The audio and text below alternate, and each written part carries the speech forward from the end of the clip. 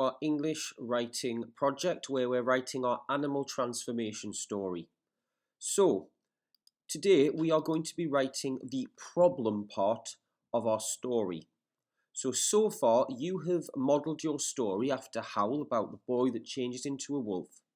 You have described the setting and you've also described the transformation part where he or she changes into an animal. So now we're going to look at the problem.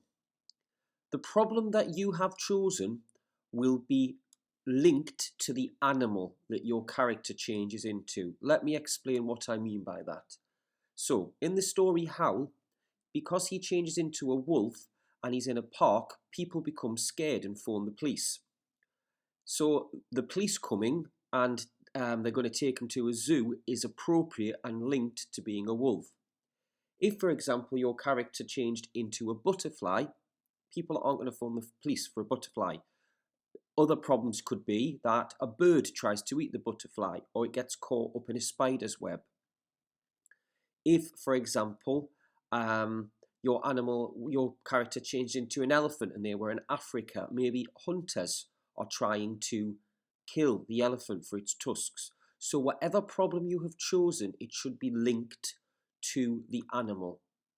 So, in red here, we have tension and excitement. That means you make whatever happens exciting. And you need to make it seem like something really bad is about to happen.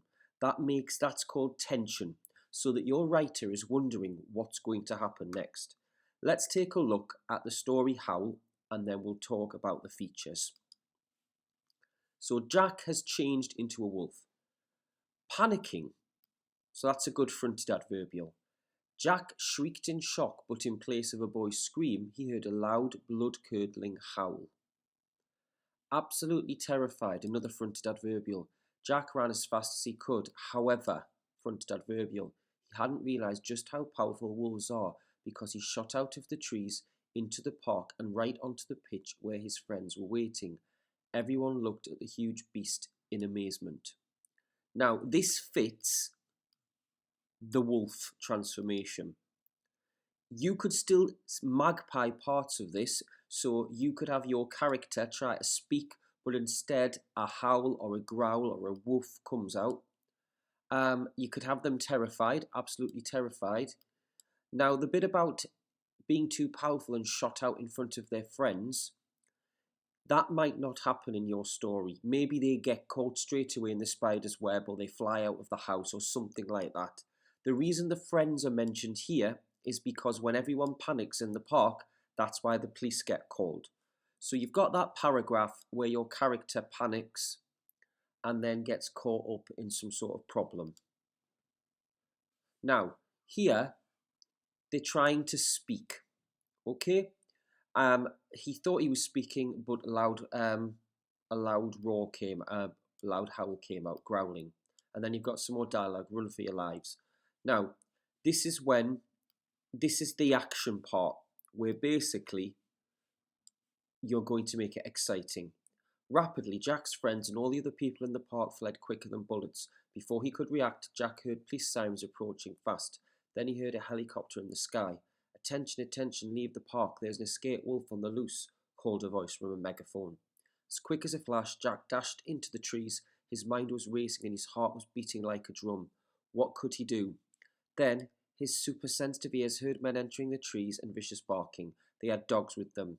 They were talking about shooting him with a tranquilizer gun so they could knock him out and take him to the zoo. Okay, so you have got your problem. So imagine I'm writing about a butterfly that gets caught in a spider web. So just at that moment, she flew out of the bathroom window and became tangled in something, right?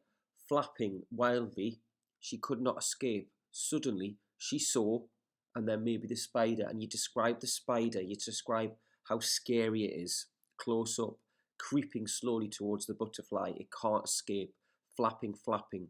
And then what you want to do, just at the moment where it looks like she's about to get eaten by the spider, something happens just at that moment. A bird swoops down, eats the spider. But then the bird wants to eat the butterfly, but she escapes, gets back in the house, changes back. So that's the part that you are doing. We're looking for tension, we're looking for excitement and paragraphs, and if you can get some dialogue, your character speaking, even if it's just to themselves, that would be wonderful. So I will look forward to reading this part of your story. You can stop there and we'll finish off the story in lesson 8. So bye for now, and please let me know if you have any questions in the